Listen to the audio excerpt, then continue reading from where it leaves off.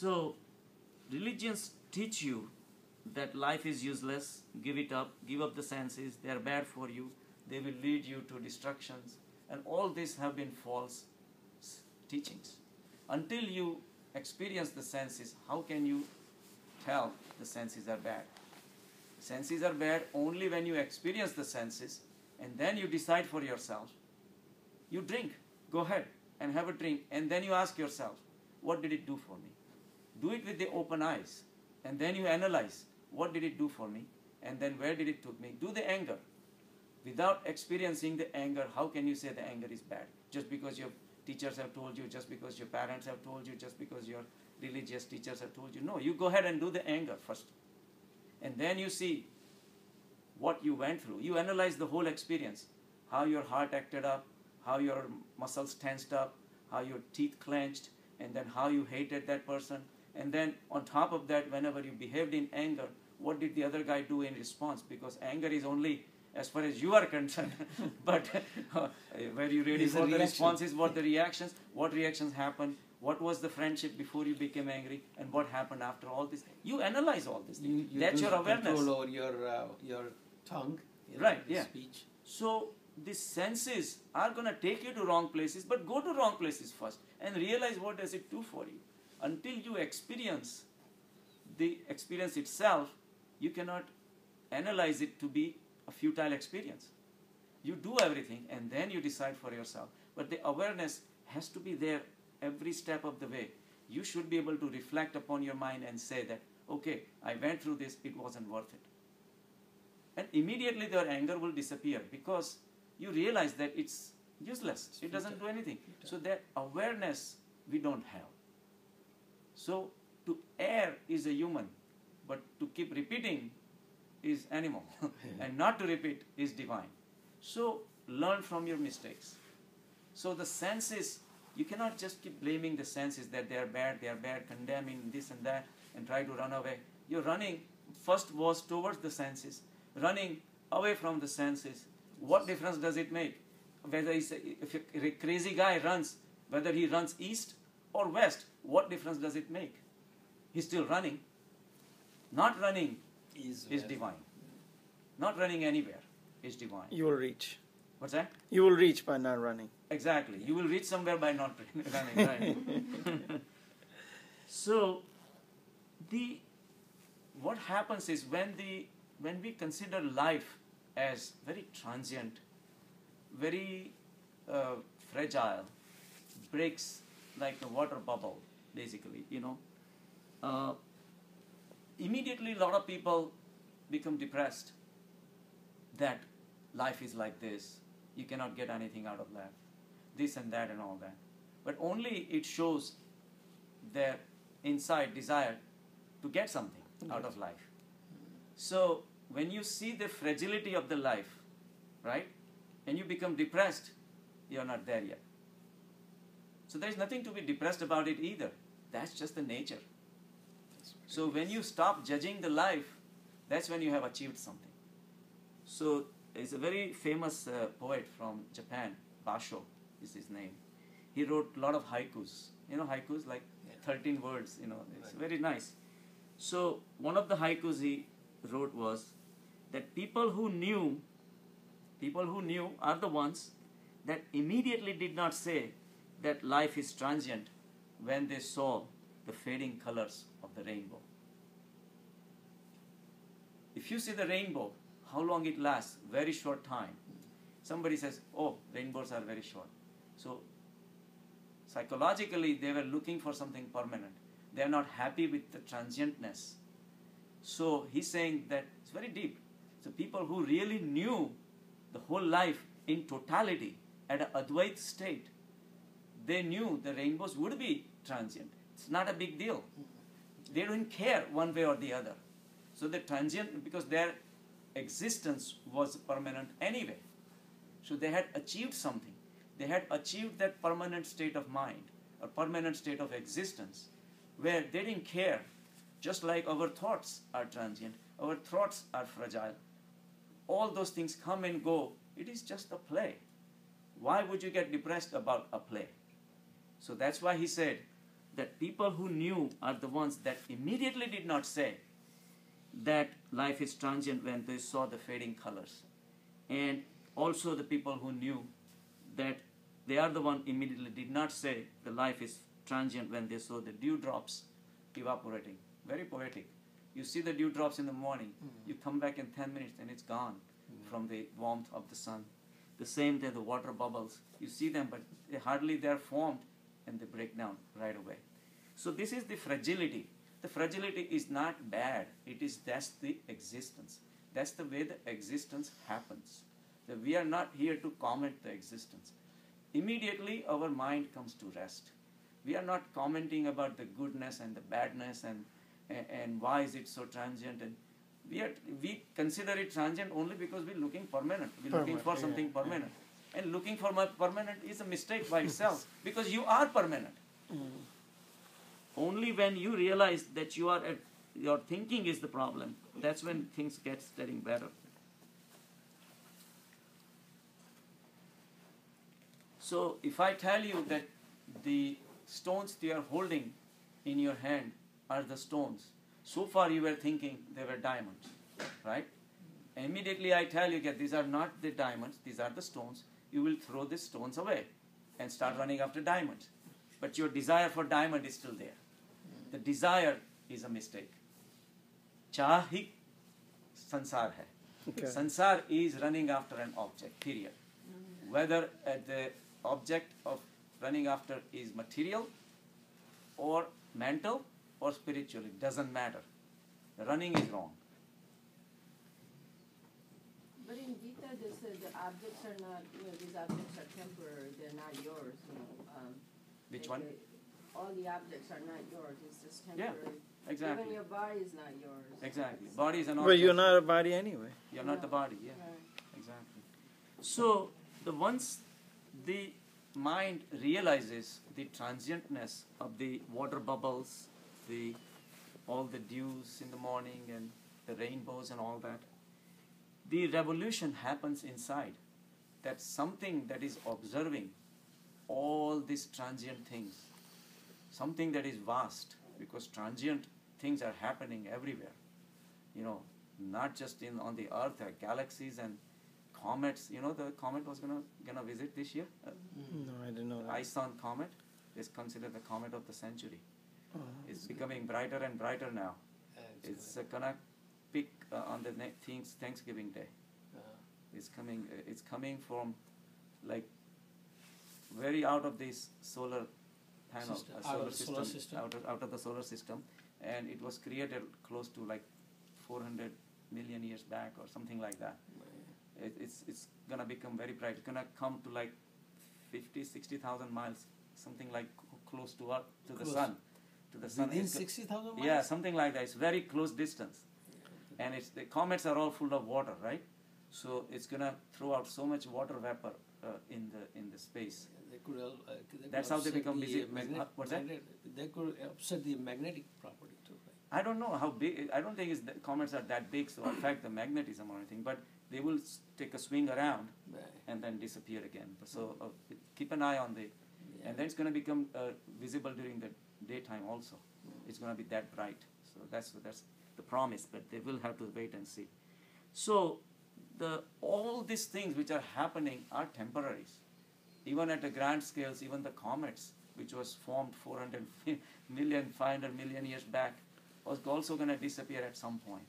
So all these transient things are happening in a substratum which is finite, which is infinite rather, which is permanent, and it's always. Once you realize the revolution happens at your mind level, your Gestalt, Gestalt is the German word for like total makeup. Your total makeup changes. The whole inside changes because your view of the whole life changes. So you will realize that all the hopes that you had built on this changeable world will start dropping like sand castles. All of a sudden you realize that these things don't mean nothing. Whether you thought this person was my friend, doesn't mean anything. If you made all this imaginary relationship with all the people around, doesn't mean nothing. So all of a sudden your sadness disappears and your joy of having relationship also disappears and you become steady. Your mind becomes very stable. It's not a negative state of mind, it's a very positive state of mind. You become nirgun, nirakar, sarvagnya, sarvada, and So a specific joy disappears, but not joy doesn't disappear. joy springs from within. Right. But the so-called happiness that you are deriving from the objects, people, or situation becomes meaningless. It becomes meaningless. So running is sansar, stopping is nirvana. So running requires your ego and your hypnotized beliefs in the material world. Running requires unsteady mind and your vasanas. They all remain alive for the whole thing, sansar, to happen within your mind. The whole sansar is within your mind. It's not outside. Outside is whatever it is, it is. It's our mind that creates the sansar. So, in running itself is described as madness. So, after the Buddha had reached Buddhatva, he preached a beautiful scripture called Diamond Sutra. So Diamond Sutra, in that he talks about, he talks to one of his disciples that, do you see this river passing by? He says, yes. He says, how many grains of sands will be on the river bank? He says, many, if you cannot even count. He says, how many punyas you could have if each grain was a punya that you have earned? How much punya would that be? He says, that's a lot of punya. He says, imagine each sand grain becomes a river by itself. And each river of that has as many grains as there right now. Imagine how much punya you can have. He says, that's almost beyond belief, how much punya you can have. He says, by reading Diamond Sutra and understanding it, you can have that much punya. And it's like 25-page book. But it's not the content, it's the depth that you can receive by reading it, what you get out of it. So that's how important the Diamond Sutra has been described, as that helps you go deep within yourself. But once you understand, once you read this sutra, and then you understand the whole thing, then there is nothing left to talk about, there is nothing left to do anything in life. You become non-doer. You realize that doing itself is wrong. But if you finish the sutra and then you say, how do I do this? That's where the problem question. Then you're at the wrong place at the wrong time. So Buddha says that once you finish the sutra and you really understand, then all the questions disappear. You reach the state of samadhi where there is nothing left to ask. No. There is nothing left to talk about. There is nothing left to do. You are in that state. Everything is just happening. So, in the beginning, Arjun keeps on asking Krishna, what should I do? What should I do? What should I do? Ultimately, when the Krishna shows his Virat Swarup, all his questions are answered. And he does his duty. So, Krishna says, become non-doer and leave everything up to me. You become shunya. And you were something before, now you become shunya. You become zero. You just exist only through you synchronize with the existence. Pehle sharab jistati, tab jist hai sharab. So just understand the unsteadiness of the mind. Observing the mind is a beautiful thing. Only then all the vikars, vrittis and vasanas of the mind will start dropping. Just by knowing that I should not lie, and you don't lie, you look good outside, but inside you are hiding the tendency to lie or anger. Even the anger, you suppress the anger. You sublimate the anger. You rise above the anger. You don't say, okay, just because it doesn't look good if I get angry in front of other people or whatever. But your anger never disappeared. And who knows, that anger which is hidden within you can take what kind of shape and size and form, and it can express somewhere else. You may have desires inside your mind, but if you suppress them forcefully, you don't know where it's going to show up. So, by trying to do something, you're creating a whole new method for the mind to work. Now, for the mind, it becomes an object to suppress all your negative feelings. So mind puts yourself to work. Now you have to do this, you have to do this, you have to do this, you have to read this, you have to do this. And all those unnecessary efforts keep on going, but your mind has never died. So first the ego was taking you in this direction, now the ego is taking you in that direction, but you're still driven by ego. Arjun is the charioteer, not Krishna.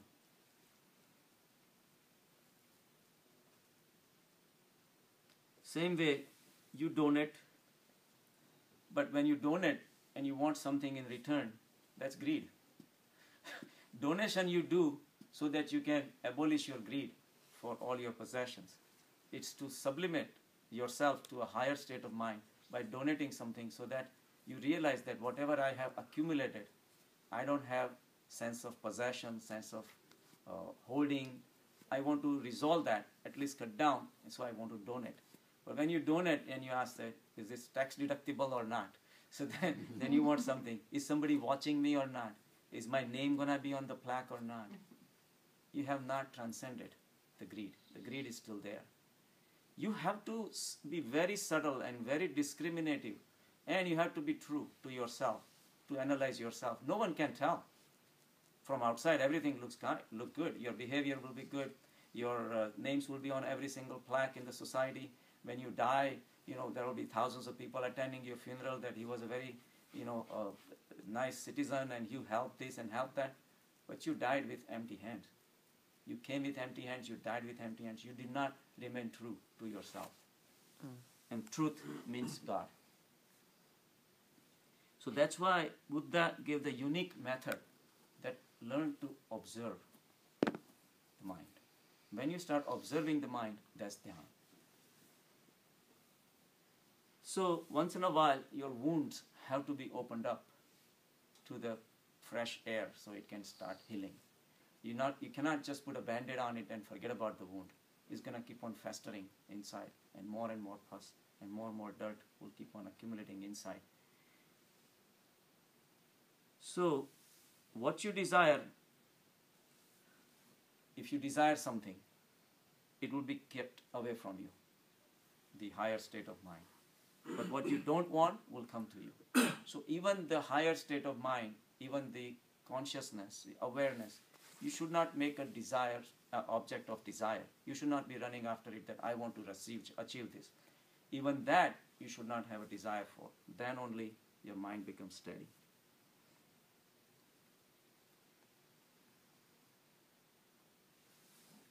So you want to become a king, and if I tell you you are a king, you just have to become aware of it. But you keep thinking that you are a slave and you want to become a king. You never realize that you are a king. That state of mind we all are living in. We are the king, but we say we want to be king, we want to be king. But not realizing we are the king, right? So desire wants you to abstain something that you don't have. But truth, our existence is always there. But we never realize that. We can change the king word to boss. What's that? So we can change the king word to boss. Right. I am the boss in the house. Right. So accepting everything that is there eliminates all your desires. All your desire to change anything that is given to you, that is in your lot. Accepting is the miracle. Acceptance is revolution. And revolution is not in running, it's in stopping. And revolution is not in becoming something, in being itself. Whatever you are in that state. And that state means a lot. But when that state is not enough, that's when you want to become something else. So becoming is our wrong approach. That's why Buddha said, Jis tarah जलाशय से निकली मछली मार के फंदे में तड़पती है, ऐसे ही तुम्हारा मन संसार में तड़प रहा है.